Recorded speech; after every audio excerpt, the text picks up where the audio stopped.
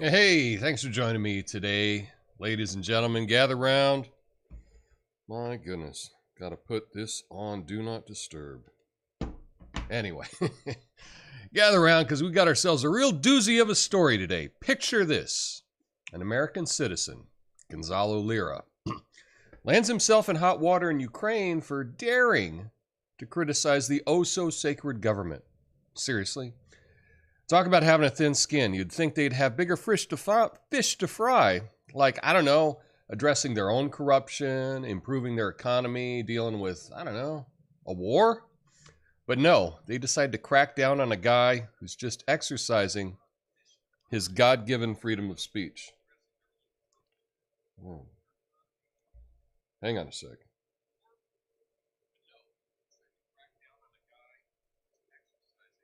Hang on a sec. I don't know what's happening here.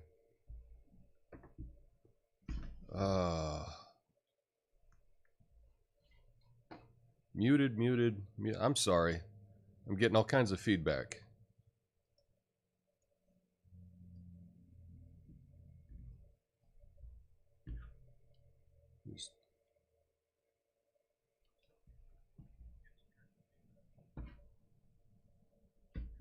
Oh.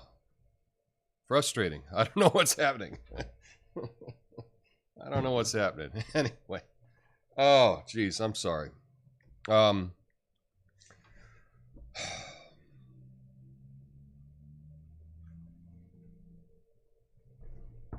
right, I'm gonna start over. I got to start over because this is ridiculous. I'm turning my phone off. I don't know what the frick is happening.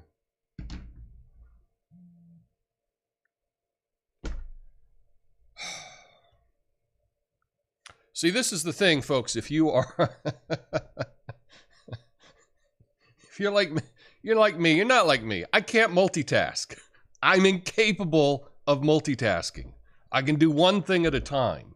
If there's more than one thing, I just get wrecked. So screw it. Let's start from the top again because I can't even remember what the hell I was doing. What a great way to start the show, right? Use this on my audition reel. Yeah. Anyway, I got a story for you. We got a real doozy today. Picture this. American citizen, Gonzalo Lira, lands himself in hot water in Ukraine for daring to criticize the oh-so-sacred government. I mean, seriously. Talk about having a thin skin.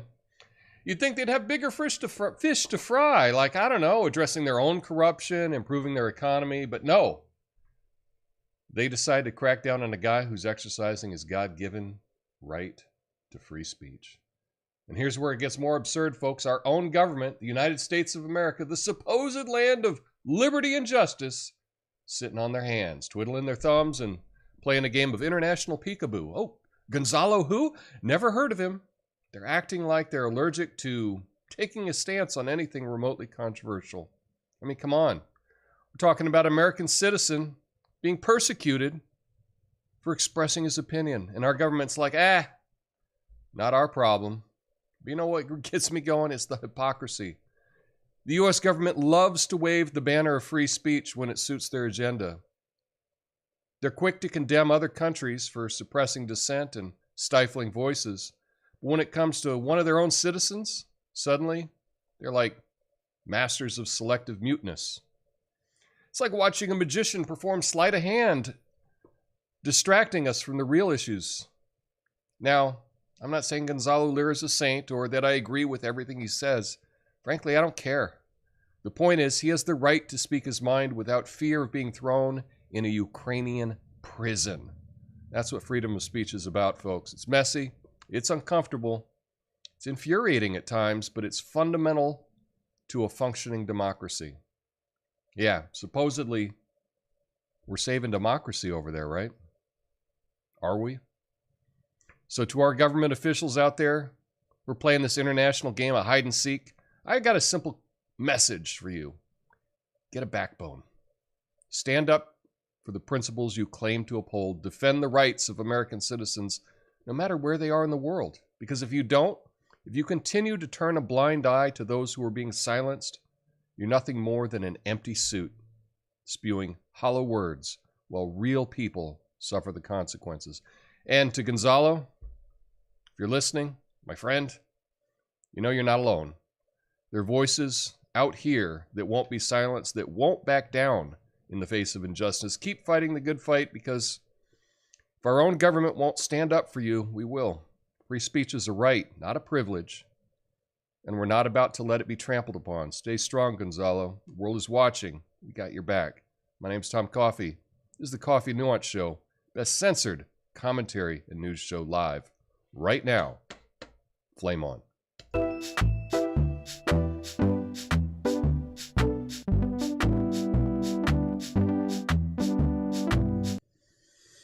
Yeah, so Gonzalo Lira, this guy here, he's a U.S. and Chilean citizen living in Ukraine. He's facing a lengthy prison sentence for criticizing the Ukraine government. Well, I'm glad they can't come here and get me. Yikes. U.S. government media has been largely silent, and they've ignored this case, celebrating his prosecution as shilling for Putin. Lira's 80-year-old father, Gonzalo Lira Sr., is fighting to save his son from what he believes is an unjust imprisonment. Lira Jr., known as a novelist, filmmaker, dating coach, he gained attention as a war blogger during the Russian invasion of Ukraine. He was arrested for the second time and charged with justifying Russia's aggression and spreading false information about the war. If convicted, he could face 13 years in prison. The U.S. and Chilean governments have not issued statements on his arrest, and the U.S. State Departments refused to discuss the matter publicly. Lira Sr. has appealed to the U.S. Embassy and the media to pressure the Ukrainian government for his son's release. He expressed concern about his son's being tortured and doubts he will be set free. Lira Sr. believes his son's arrest is politically motivated and criticizes the Ukrainian government for suppressing dissent and violating freedom of speech. He calls on the U.S. government to intervene and free his son from political imprisonment. So, yeah, this is happening now. He was arrested a couple weeks ago. I thought about doing a story on it. I couldn't find any actual coverage, anything to read from other than, Twitter, but there were no accounts. But the Gray Zone did a interview with his father that they published. So I'll have a link for that in the description if you want to read that. But you're thinking, why? Why was he there in the first place? Why would anyone not live in the country of their birth that they're a citizen of? A lot of people do. A lot of people live all over the world. I know Gonzalo was married to a Ukrainian woman, and he had 2 kids. That's why he was living there. And at the start of the war, the first time he was arrested, part of the condition of his release, from what I understand, is that he could not leave. He was essentially under house arrest for the last year. And so what did he do? He can't really do anything if you're sitting in your apartment in, Kharkiv, right? So he was blogging and talking about his experience and expressing opinion on politics. And now they came and got him.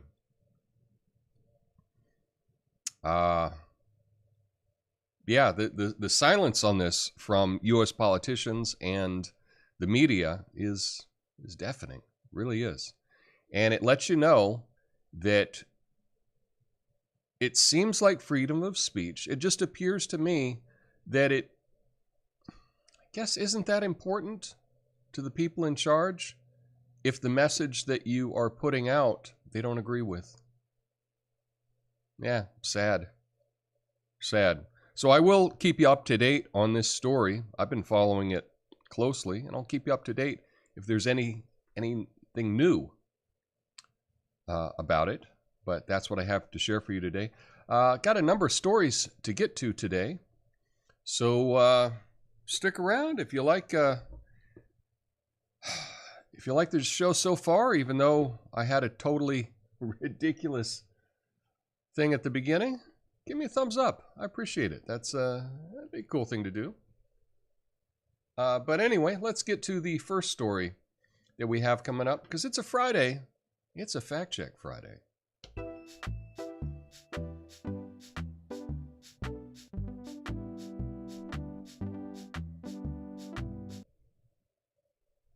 Twitter now has community notes for images where users can come together and play Guess the Authenticity. It's a perfect way to spend your time squinting at pictures, questioning if it's real or a byproduct of AI's wild imagination. I mean, who needs productivity anymore when you can join a global debate about memes? Welcome to Twitter, where we turn pixels into full-blown Olympics of digital confusion. Oh, so anyway, yeah, Twitter has launched community notes. That's their kind of fact-checking thing, where people, trusted people, are allowed to add notes to certain tweets. And the new feature is they're crowdsourcing the moderation of images. So now it addresses issues like morphed or AI-generated images and allows contributors to submit notes about that image. And it's currently being tested for single image tweets, but will expand in the near future to videos and multiple media. Twitter hopes to combat misinformation and misleading content. Community Notes is part of the platform's reliance on crowdsourced moderation since Musk took over. And it rolled out globally last year. Notifications are sent for posts with added context. So that's one of the things. Here's an example on the screen where you can see a picture and then notes can be added to it to say, oh, this was a AI-generated picture, to give you a little bit more context as to what's going on. Now, one of the interesting features that Twitter mentioned is now they're going to have an algorithm, so once notes are attached to an image, then those notes can be attached to other images that are the same. Okay, so that's going to be really good in the near future. Actually, now when we have these images that are going viral and they're fake. You know, the big one that everyone was talking about was the Pope wearing a puffer jacket. To me, that was clearly fake, but again, I see a lot of news stories that are clearly fake, but they spread like wildfire on the net. In fact, that would probably help this show. If I could just be more fake, it would probably get more shares. You know, we're changing the incentives for things, you know. The faker something is, the quicker it gets shared.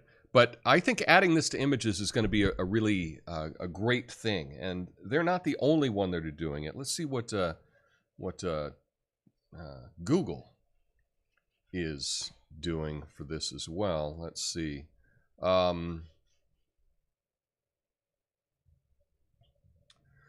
Yeah, Google now fact checks images. So if you ever doubted the authenticity of a photo, just wait for the fact check label to confirm whether that shark is actually wearing sunglasses or not. So Google now has a fact check information in Google Images.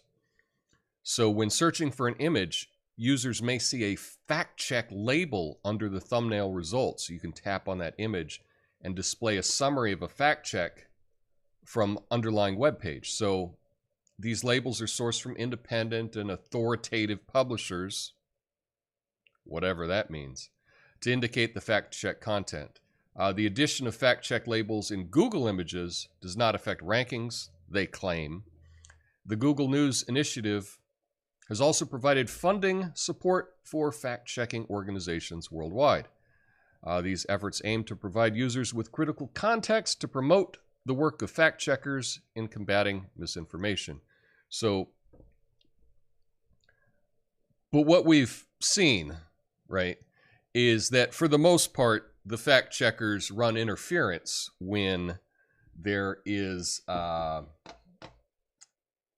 run interference when there's images that are not liked. You know, that's kind of what happens. And this really brings up a discussion that needs to be had. Because, one, we can try to trust the fact checkers, but I don't trust the fact checkers. In fact, the fact checkers are often wrong. I fact check the fact checkers every week.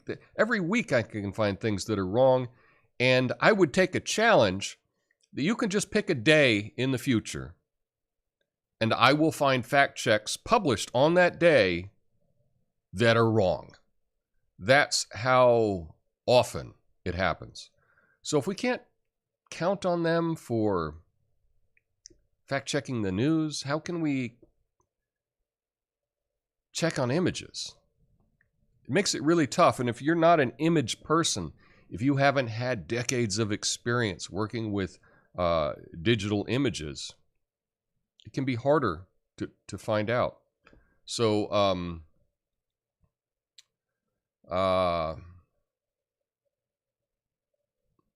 so one thing that you can do is when you're searching for images, you can also do a reverse image search. The key when you're trying to figure out what's going on with an image is find out where the first time that image was published. And with a reverse image search, you can do that. So if, you know, one of the things that was fact-checked, I think last week, a lot of trolls get fact-checked. And people were publishing pictures of looting in Target. And they were saying, look at all these looters in Target because of Pride Month, right?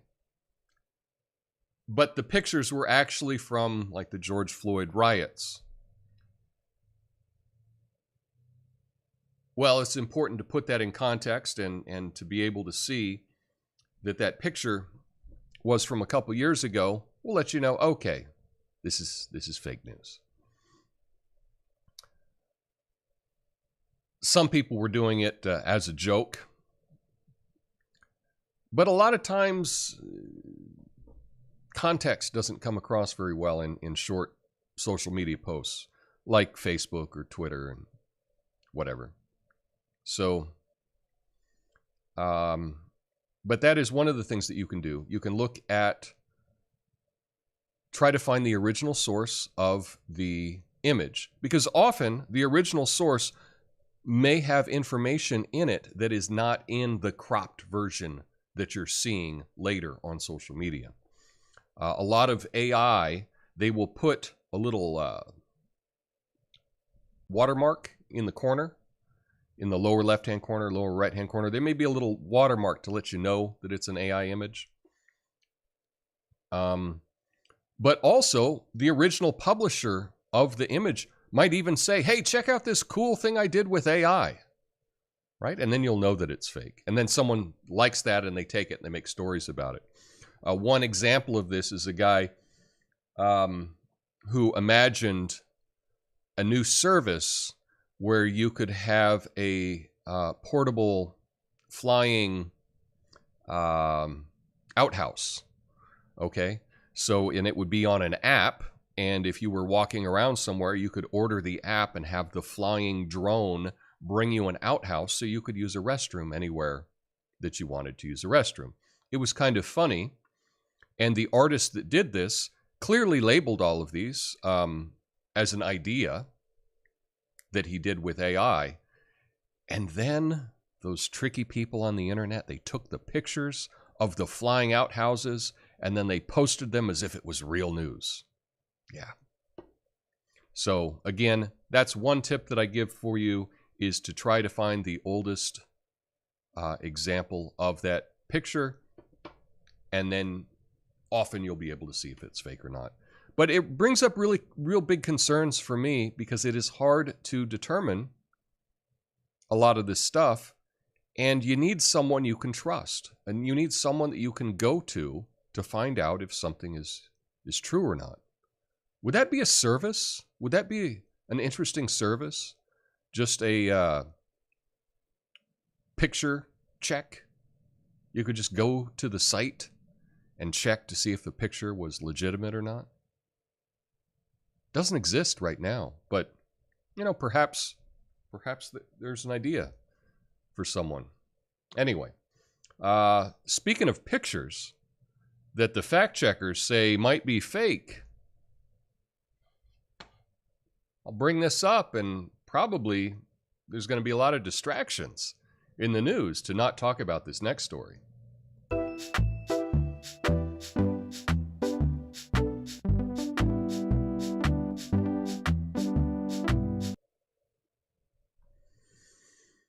Uh-oh.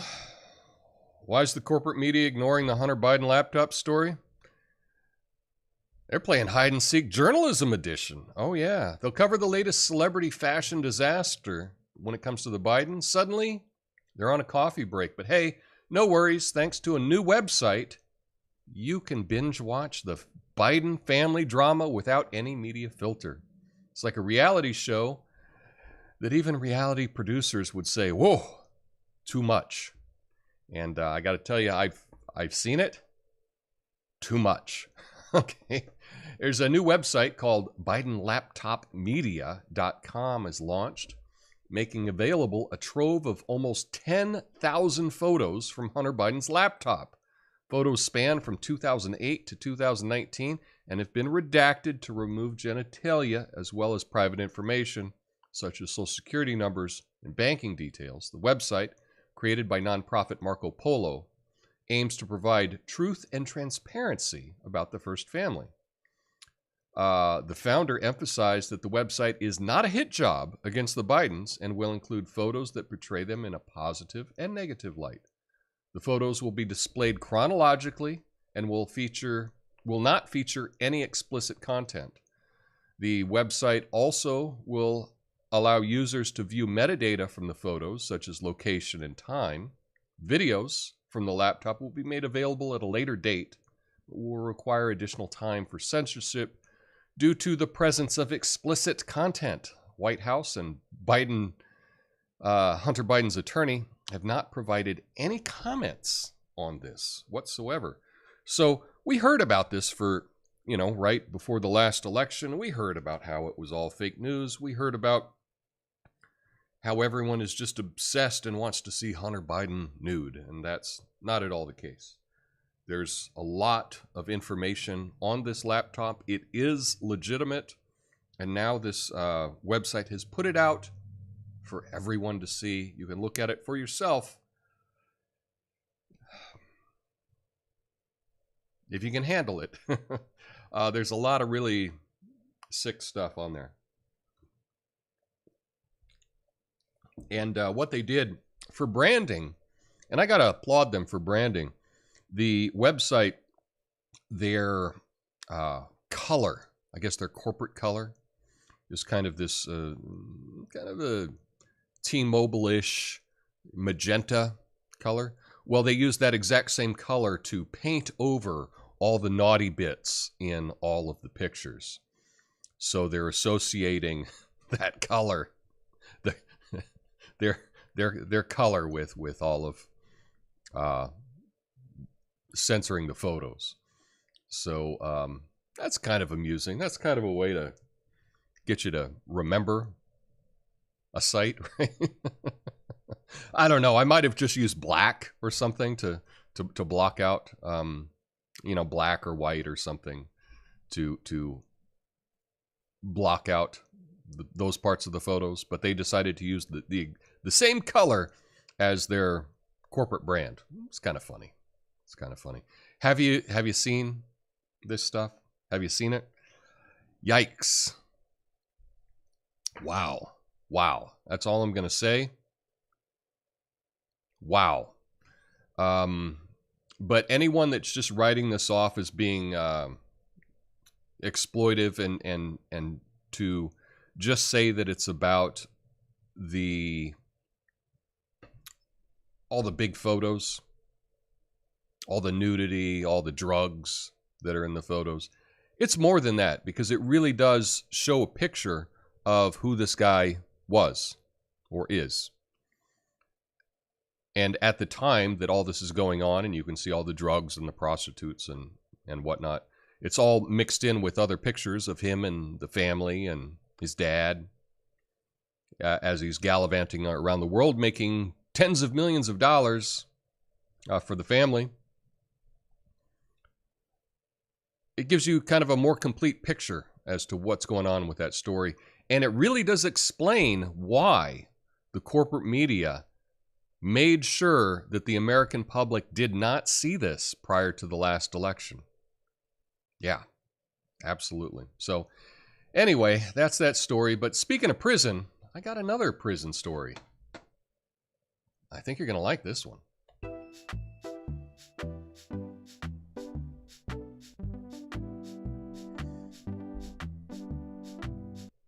Hey, folks, you catch the news about El Salvador's President Nayib Bukele's wanting to build a prison for white-collar criminals? Finally! They'll have a gated community they can't bribe their way out of. I can already imagine the exclusive perks they'll have. A golf course with perfectly manicured greenbacks, a spa offering money laundering facials, and an on-site financial advisor named Bernie Madoff, giving them tips on how to make the most of their time behind bars. Talk about doing time in style. Yeah, so El Salvador's president announced plans to build a prison specifically for white-collar criminals as part of his anti-corruption campaign. Bukele compared the fight against corruption to his efforts against criminal gangs and emphasized the legal means would be employed in dealing with white-collar criminals. Previously, Bukele, I should learn how to say his name right, initiated a tough campaign against violent crimes, which involves suspending constitutional rights. While the policy gained support, human rights group raised concerns about innocent people being affected. So, in addition to the prison plan, he proposed bills to streamline the political system by reducing the number of congressional deputies and restructuring municipalities. The speech concluded with calls for his re-election, despite constitutional restrictions on consecutive terms. So, in Venezuela, they've had a real turnaround. They went from one of the most dangerous countries in the Americas to one of the safest, all because of this president that they have now. I think a lot of this came from Bitcoin. Bitcoin investors met with the president of El Salvador and said, hey, make Bitcoin legal here and a lot of good things could happen for your country. Well, he did. And to entice more people to come down to El Salvador, he wanted to clean it up. So you've seen the pictures and the video of the prisons where he rounded up all the gang members in El Salvador, put them behind bars. But now he wants to do the same thing for corruption. And anytime someone talks about anti-corruption, often that's code for putting your enemies in prison. But we don't know that that's the case here with El Salvador. I think being against corruption, I'm all about being against corruption. In fact, this channel should just be an anti-corruption channel, right? I'm really against corruption. I think that is one of the most important things that we can do. More transparency, less corruption. And if he can do that, often that's not what you hear about Latin America, is all of the anti-corruption measures that are happening, So I think clearing this up will be a boom for El Salvador. It may be a place that you might want to visit. Have you considered visiting El Salvador? I have. I really want to go. There have been all kinds of deals on recently on Avianca Air, which is the Colombian national airline. Round-trip tickets from Vegas to San Salvador, the capital, I've seen for like a couple $100.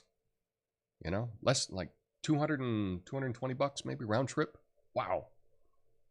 What a deal. What a deal. So I think a lot of good things are happening down there in El Salvador. And if they are truly going after corruption, I'm all for that. I would love it if the local Portland politicians would say, we're going after corruption. We're going to go after all of these, kickbacks and money laundering and all that's going on involved with city government. Man, that would be an awesome news. But we don't hear anything about that. So we'll leave the anti-corruption to El Salvador, I guess. But also, speaking of Latin America, I got one quick update.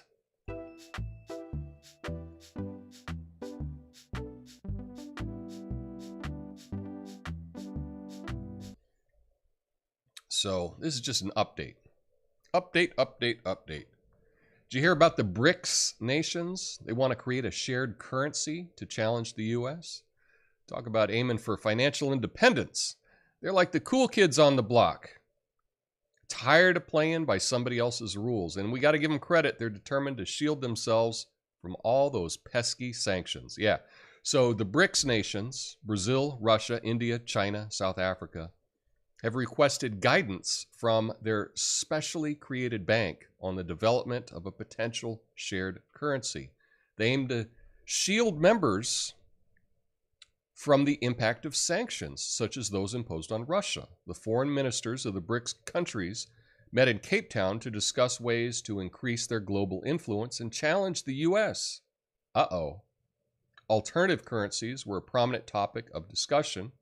The new development bank, based in Shanghai, that's in China, is considering proposals for a shared currency that will provide guidance on future models. The ministers also discussed expanding BRICS membership from over 20 countries expressing interest.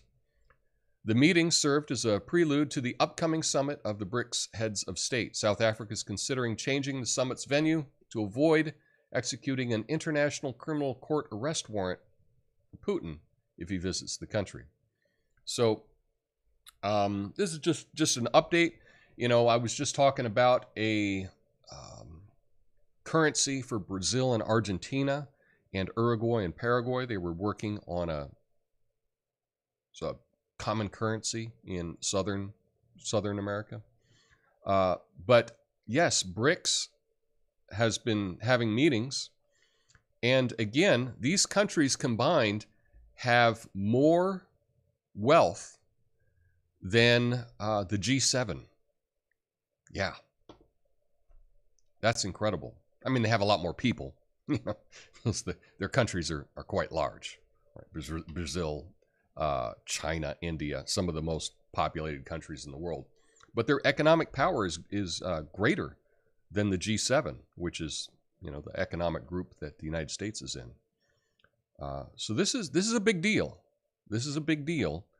And I just wanted to let you in on it so you know what is coming. But what is coming is more power for countries that are not under the control of the U.S. So speaking of the U.S. and good news, I said all the good news this month would be good news about the U.S. So let me get to that.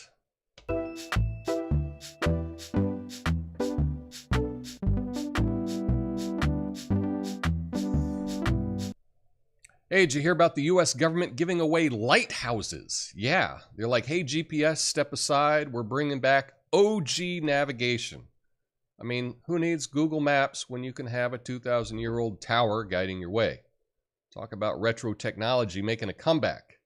And hey, if you're tired of the rat race, forget about buying a house. Just bid on a lighthouse. Imagine telling people, yeah, I live in a lighthouse. No big deal. Just casually saving sailors and looking fabulous with my 360-degree water view. Move over dream houses. Lighthouses are the new real estate craze. So, yeah, the U.S. General Services Administration, GSA, is offering lighthouses across the country for preservation and cost reduction. As part of their annual lighthouse season, they're giving away 6 lighthouses to nonprofit organizations and auctioning off 4 to the public. This program, established in 2000, aims to protect the historic significance of lighthouses. Over 150 lighthouses have already been transferred to new owners, benefiting local governments and nonprofits. The auctions have raised over $10 million for navigational missions. Interested buyers can find inspiration from Sheila Conswal, who bought a lighthouse in 2011 and highly recommends the experience. So, yeah, that's some good news. Free lighthouses. Now, I looked up the free ones this year. They're all on the East Coast. So nothing on the West Coast this year for the free lighthouses. Maybe in the future. But wow, that'd be quite an attraction. Do something with a lighthouse. I think that'd be incredible. Incredible. It's something that we don't really use anymore.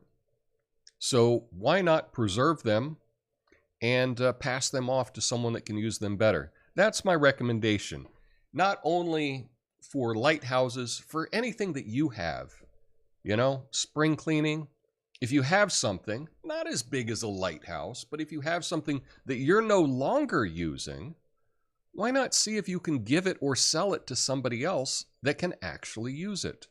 You know, so that's my little, de-hoarding tip of the day. Be like the lighthouse, right? If you're not using it, release it to the universe. Maybe someone else can find a better use for it. And, yeah, win-win. Win-win. You'll have less crap, and they'll be able to have some new crap. Who doesn't like new crap, right? Anyway, stick around for the after show. I'll be going through your comments and all that good stuff. But, yeah. Thanks for watching the show. Sticking around. I'll be back on Monday. Have a beautiful, beautiful weekend. Peace.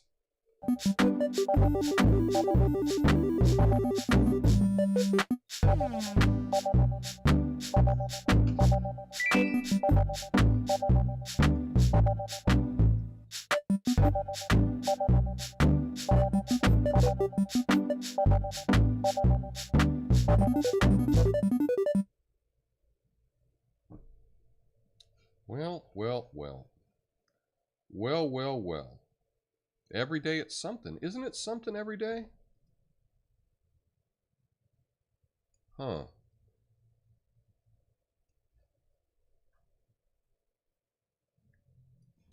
Well, that didn't work.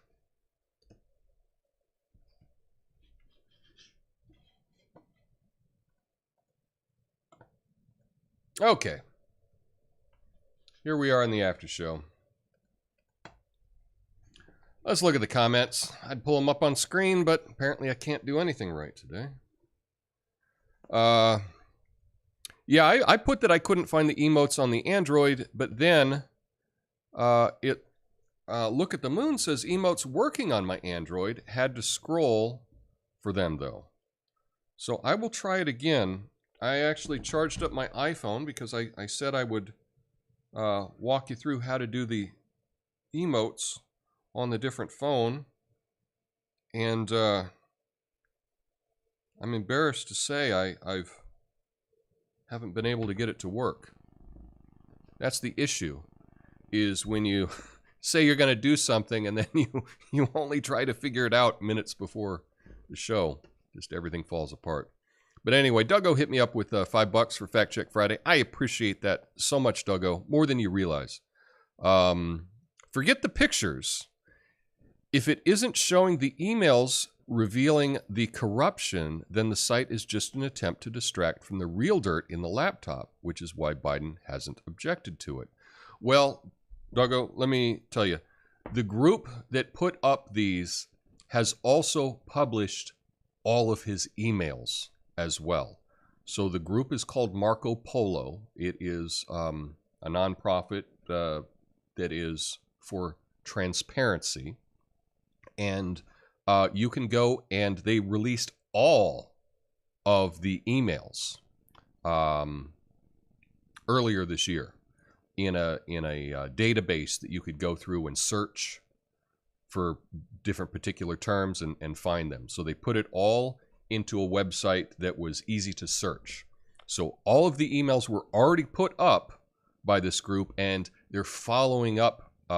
Yesterday, they published the follow-up to all the emails, which was posting the pictures from the laptop and his iPhone. So I agree with you that the real juicy stuff is not the pictures, but it's actually the emails. Look at the Moon says, emotes working on my Android. I had to scroll for them, though. So let me just try it real quick.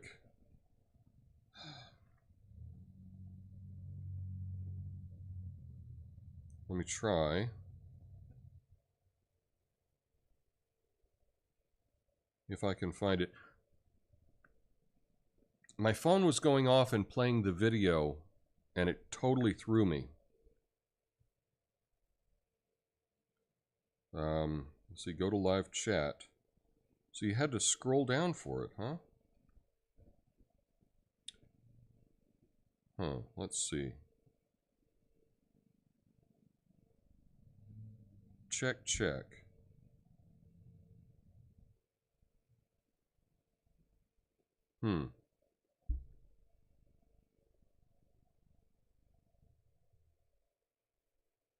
Well, I can't figure it out. So I will try again over the weekend trying to figure this out. But I don't see where they are on either the iPhone or the Android.